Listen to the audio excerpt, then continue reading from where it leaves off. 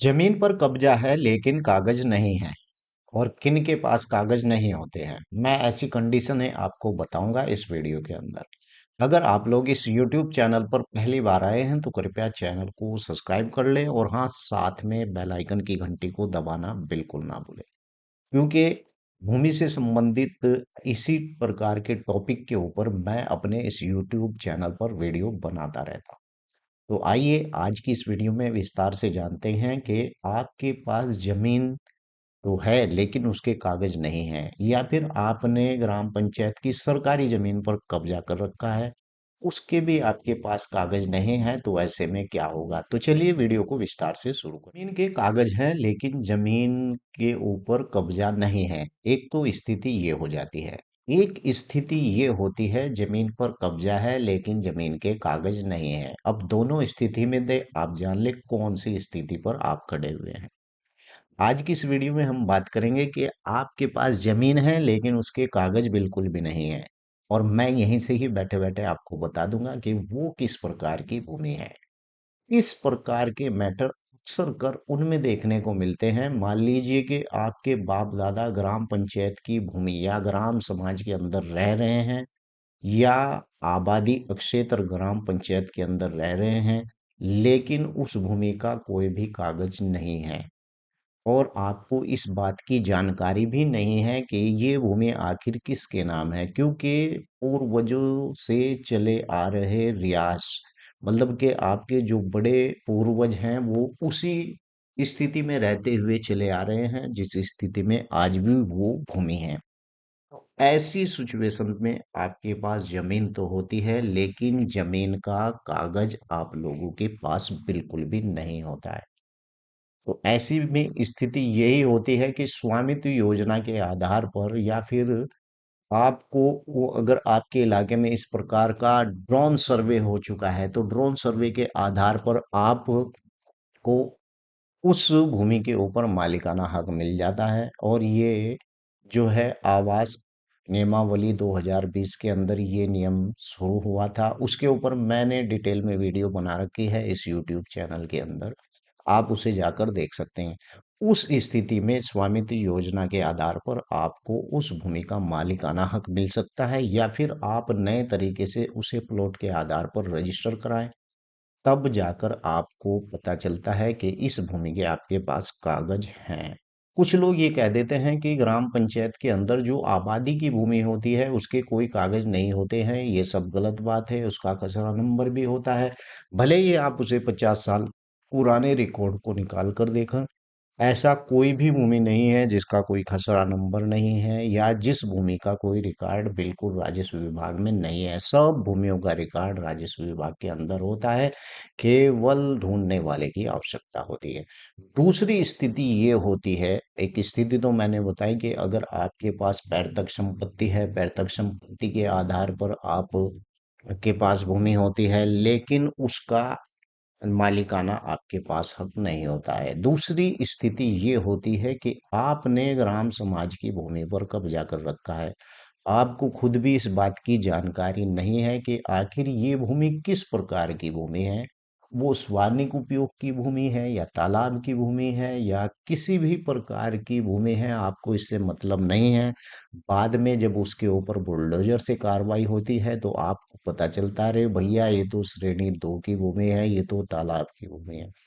इस प्रकार की अगर भूमि पर आपके द्वारा कब्जा किया हुआ है तो इस प्रकार की भूमि के ऊपर भी आपको मालिकाना हक बिल्कुल भी नहीं मिलेगा, और न ही उस भूमि के आपको कागज मिलेंगे। अगर हाँ, आपके द्वारा किसी ग्राम पंचायत के अंदर, मैं आपको पहले ही दिखा दूं कि किसी भी ग्राम पंचायत के अंदर आपके द्वारा अगर पट्टे का पट्टा किया गया है, ग्राम पंचायत के द्वारा पट्टा किया है, उत्तर प्रदेश राज्य संहिता 2006, अगर आपको पट्टा किया गया है तो पट्टे के आधार पर आपको उसी दौरान, यानी कि भूमि का कागज मिल जाता है। और उसी दौरान मैंने इस पर डिटेल से वीडियो बना रखी है, आप चैनल में जाकर देख सकते हैं।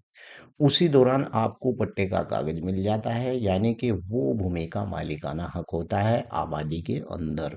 बात कर लेते हैं कि आबादी स्थलों की अनियमितताओं की जांच। मान लीजिए कि आबादी का कोई स्थल है और उस पर अनियमितता, यानी कि आपको पट्टा दिया गया है और पट्टा देने के बाद उस भूमि के ऊपर आपको ऐसा लगता है कि ये जो भूमि है, पट्टे की जो भूमि है, ये इस व्यक्ति को नहीं मिलनी चाहिए थी। इस पर अधिकार दूसरे व्यक्ति का, क्योंकि इस व्यक्ति के पास पहले से ही आवास के लिए भूमि है, लेकिन दूसरे व्यक्ति जो गरीब है उसके पास आवास की भूमि नहीं है, ये भी मैं बताता आपको चलूंगा। तो मैंने आपको पहली सिचुएशन में बताया कि इस प्रकार के लोगों के पास जो है जमीन का कागज नहीं होता है, जमीन होती है लेकिन उसका कागज नहीं है। और दूसरी स्थिति में मैंने आपको बताया कि अगर आपने ग्राम पंचायत की इस प्रकार की भूमि पर कब्जा कर रखा है तो उसके भी आपके पास कागज नहीं है लेकिन आपके पास कब्जा है। अब यहाँ से मैं बात करता हूँ कि अगर आपको भूमि का आवंटन हुआ है और उसके अंदर किसी और व्यक्ति को भूमि मिल जाती है, जो व्यक्ति सरकारी या पेशे में या ग्राम पंचायत के अंदर वो जो है मेंबर है, तो इस प्रकार के व्यक्ति की आवंटन होने के बाद, भूमि का आवासीय भूमि का आवंटन होने के बाद अगर इस प्रकार की अनियमितताएं पाई जाती हैं तो क्या उस व्यक्ति का पट्टा रद्द हो सकता है? बिल्कुल हाँ। उत्तर प्रदेश राजस्व संहिता 2006 यानी कि आवंटन की जांच, कलेक्टर धारा 64 के अधीन यानी किसी भी भूमि का आवंटन विहित रीति और जांच कर सकता है। और आवंटन के किसी भी व्यक्ति के आवेदन पर, यानी कि किसी भी रीति के होते हुए उसका समाधान हो जाता है। यानी कि इस प्रकार से अगर आपको लगता है कि यार ये व्यक्ति तो इस आवंटन में आना ही नहीं चाहिए था, और आपको बता दूं अगर आबादी की भूमि है तो इसका कभी भी आप कंप्लेंट कर सकते हैं। कंप्लेंट कैसे लिखी जाती है वो मैं आपको बता दूं इस वीडियो के अंदर। आप नीचे मुझे कमेंट में बताएं क्या मैटर है, और मैटर बताने के बाद आप अपना मोबाइल नंबर मेरे इसमें लिखे, मैं आपको व्हाट्सएप कर दूंगा किस प्रकार की, लेकिन हर एक जानकारी आपको लिखनी पड़ेगी मेरे इस वीडियो के नीचे। मान लीजिए कि आपकी ग्राम पंचायत में कोई इसी प्रकार का आवंटन होता है तो आपको उसकी जांच करानी चाहिए, या फिर कलेक्टर धारा 64 के अधीन उत्तर प्रदेश राजस्व संहिता के आधार पर उसकी जांच कर सकता है। और जांच में अनियमितताएं अगर पाई जाती हैं तो उन लोगों के पट्टे भी निरस्त यानी कि कर सकता है, और ये कलेक्टर को पूरा अधिकार होता है। अब बात कर लेते हैं कि अकरम भाई, आपके मन में यही सवाल आ गया होगा कि अकरम भाई, ग्राम पंचायत की भूमि पर हमने कब्जा तो कर रखा है, चलो कागज भी नहीं है लेकिन भूमि हमारे पास है, क्या उससे हमें हटाया जाएगा? ऐसे बहुत से सैकड़ों सवाल मेरी वीडियो के नीचे लिखे हुए होते हैं, लेकिन मैं एक दो का ही जवाब देता हूँ। उससे ही आपको समझ लेना चाहिए कि अगर ग्राम पंचायत की कोई भूमि है उस पर आपने कब्जा कर रखा है, और कब्जा करने के बाद आप ये सोच रहे हैं कि आपके ऊपर कोई कार्रवाई ना हो, तो आप भूल में हैं। और कैसी भूमि पर कार्रवाई नहीं होती है इसके ऊपर मैंने डिटेल में वीडियो इस यूट्यूब चैनल के अंदर बना रखी है। आप देखते ही नहीं हैं, आप देखते हैं तो वीडियो को स्किप करके देखते हैं, इसलिए आपको भूमि के बारे में कुछ भी ज्ञान नहीं होता है। तो चलिए बता देता हूँ कि अगर इसी प्रकार की कोई भूमि है धारा 67 के अधीन, यानी कि ये सीधा आप देखिए ग्राम पंचायत की संपत्ति अक्षति, उसका दुरुपयोग, गलत अभियोग को यानी रोकने की शक्ति किसे है भाई? रोकने की शक्ति मुझे तो है नहीं भाई, कलेक्टर को ही होगी, उप जिलाधिकारी को होगी, ग्राम पंचायत को होगी। इन्हीं प्राधिकरणों को, इन्हीं अधिकारियों को इस प्रकार की, अगर कोई व्यक्ति आपके गांव में इस प्रकार से भूमि पर कब्जा करता है जहां किसी भी ग्राम पंचायत अन्य स्थानीय प्राधिकरण, स्थानीय प्राधिकरण कहा जाता है जैसे कि ग्राम पंचायत, नगर पंचायत, नगर परिषद, और इस प्रकार के जो प्राधिकरण होते हैं उन्हें बोला जाता है। ग्राम पंचायत की यहाँ पर बात चल रही है। संहिता के उपबंधों के अधीन सौंपी गई समझी कोई भी संपत्ति अस्थगित हो जाती है या उसका दुरुपयोग होता है, जो ग्राम पंचायत को सौंपी गई हुई जमीन है,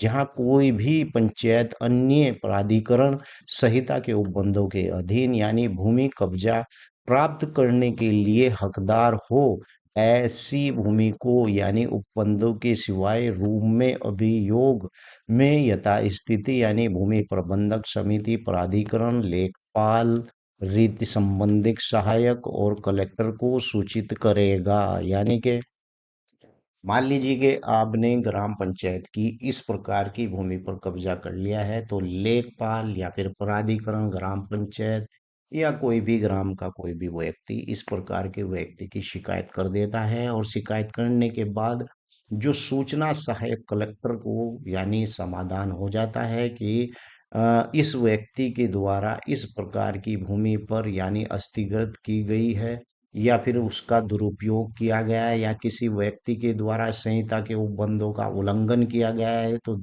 धारा 64 यानी धारा 67 के अधीन उस व्यक्ति को संहिता के उपबंधों का उल्लंघन करने पर यानी कि उसे क्षति दुरुपयोग गलत अभियोग के लिए यानी जो नोटिस है वो जारी किया जाता है। भाई तुमने ग्राम समाज की भूमि पर कब्जा कर लिया है भाई, अब 30 दिन में उस नोटिस का जवाब देना होता है। 30 दिन में अगर आपने ये साबित कर दिया कि ये भूमि वास्तव में मेरी है, तो वो नोटिस को आप रद्द समझे। अगर आपने इस प्रकार का कोई जवाब नहीं दिया है, तो भैया आपके खिलाफ फिर कार्रवाई हो सकती है, बुलडोजर की भी कार्रवाई हो सकती है। अच्छा, उत्तर प्रदेश के अंदर बुलडोजर तो बेवजह ही आ जाता है। वहाँ कोई नियम या वो नहीं है। वहाँ तो अगर तुमने किसी को चाटा मार दिया तो बुलडोजर खड़ा है, तो वहाँ किसी नोटिस की आवश्यकता भी नहीं होती है। हजारों घर ऐसे ही तोड़े गए जिनका कोई नोटिस किसी के पास था ही नहीं, जबकि सुप्रीम कोर्ट ने कई बार इस पर लताड़ भी दी है, क्योंकि तभी उस व्यक्ति का मकान गिराया जा सकता है अगर उसके पास इस प्रकार का नोटिस है। अगर पुलिस आपको धमकी देती है कि आपके घर या मकान पर कार्रवाई की जाएगी, तोड़ फोड़ दिया जाएगा, तो पुलिस को इस बात की जानकारी होनी चाहिए, और खुद आपको भी होनी चाहिए कि इस प्रकार की संपत्ति पर अधिकार कलेक्टर अगर इस प्रकार की भूमि के ऊपर नोटिस जारी करता है, तो आप पुलिस उस पर कार्रवाई कर सकती है। पुलिस को खुद से ये अधिकार नहीं है कि बुलडोजर लाकर किसी भी अपराधी या किसी का भी मकान तोड़ दे। अगर अपराधी का भी मकान तोड़ती है, तो इस मामले में पुलिस फंस जाती है, और कई बार हाई कोर्ट के कई फैसलों में पुलिस को इस बात पर लताड़ भी पड़ी है कि आपको मकान तोड़ने की इजाजत किसने दी, कोई नोटिस वगैरह। तो पुलिस का मकान तोड़ने का औचित्य कोई नहीं होता है, इस प्रकार का कोई कानून भी नहीं होता है। अगर इस प्रकार से पुलिस किसी का मकान या दुकान तोड़ती है, तो उसके ऊपर भी कार्रवाई हो सकती है, क्योंकि कानून सबके लिए सर्वोपरि है, चाहे वो पुलिस हो कोई भी वो व्यक्ति हो। तो आज की इस वीडियो में मैंने आपको बताया है कि भाई इस प्रकार से अगर आपकी भूमि है, उस पर कब्जा है, आपने कोई भूमि कब्जा रखी है, उस पर आपका कब्जा है, कागज नहीं है, तो कागज कहाँ से बनेंगे? भाई सरकारी भूमि पर अगर कागज तुमने बनवाना चाहते हैं, तो आपको 30 साल का कब्जा साबित करना पड़ेगा। अगर आपने किसी की प्राइवेट भूमि पर कब्जा कर रखा है, तो 12 साल का कब्जा आपको साबित करना पड़ेगा। सीधी सी बात है, और कोई फंडा नहीं है फंडे, मैंने इस YouTube चैनल के अंदर ऐसी वीडियो डाल रखी है, और बता भी रखा है कि इस डेट से पहले अगर किसी व्यक्ति का मकान बना हुआ है, तो उस पर इस प्रकार की कोई कार्रवाई नहीं हो सकती है। वीडियो कैसी लगी है वीडियो के नीचे लिखकर जरूर बताएं। आपका कोई सवाल है तो वीडियो के नीचे लिखें, और चैनल को सब्सक्राइब कर लें, वीडियो शेयर करें, और लाइक करना बिल्कुल ना भूलें। जय हिंद, जय भारत, खुदा हाफिज।